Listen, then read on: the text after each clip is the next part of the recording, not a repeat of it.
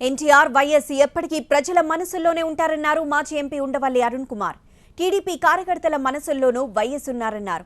ప్రాజెక్టుల కోసం వైఎస్ ఏమీ చేయలేదన్నట్లు చంద్రబాబు మాట్లాడడం సరికాదన్నారు ఉండవల్లి. పులిచింతల ప్రాజెక్టును పరిశీలించారాయన. గతంలో 9 ఏళ్లు సీఎంగా ఉన్నప్పుడు చంద్రబాబు చేయని ఎన్నో పనులను వైఎస్ చేశారన్నారు. వైఎస్ పై విమర్శలు మానాలని టీడీపీ నేతలకు సూచించారు ఉండవల్లి. 2004లో వచ్చి రాజశేఖర రెడ్డి మొదలుపెట్టాడు, జరిపించాడు. రాజశేఖర రెడ్డి అన్నవాడికి ఇరిగేషన్ అతను పెట్ సబ్జెక్టు. దీని మీద ఇది జరిగితే తప్ప ఈ స్టేట్కి విముక్తి లేదు అని ఆయన భావించాడు. ఇవాళ చంద్రబాబు నాయుడు గారు వచ్చేది కంటిన్యూ చేయడం తప్పేం లేదు. కానీ ఆ రాజశేఖర రెడ్డి మొత్తం ద్రోహం చేశాడు, నేనే వచ్చి చేశానంటే ప్రజలు నమ్మే పరిస్థితిలో ఉండరు. నెక్స్ట్ రాజశేఖర రెడ్డిని ఇంకా విమర్శించడం తగ్గించండి.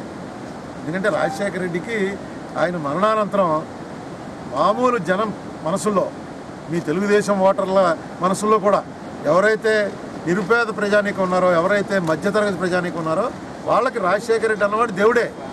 దాన్ని మీరు ఎంత ట్రై చేసినా జరగదు. అదెందుకు చెరిపే ప్రయత్నం చేస్తారు?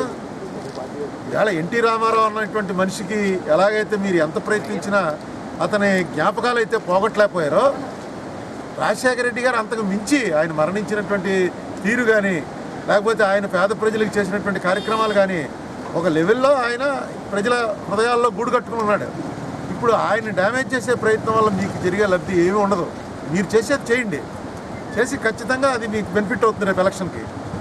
మీరు రాజశేఖర రెడ్డి అంత దుర్మార్గం చేశాడు, నేనే వచ్చి బాగా చేస్తున్నాను అన్నది మాత్రం గణాంక వివరాలతో నిరూపించే వరకు మిమ్మల్నే దొంగల కింద చూస్తారు. రాజశేఖర రెడ్డిని తిట్టిన ప్రతిసారి ఓహో వీళ్ళు దొంగలరా, అందుకే రాజశేఖర రెడ్డిని తిడుతున్నారు అని అనుకుంటారు.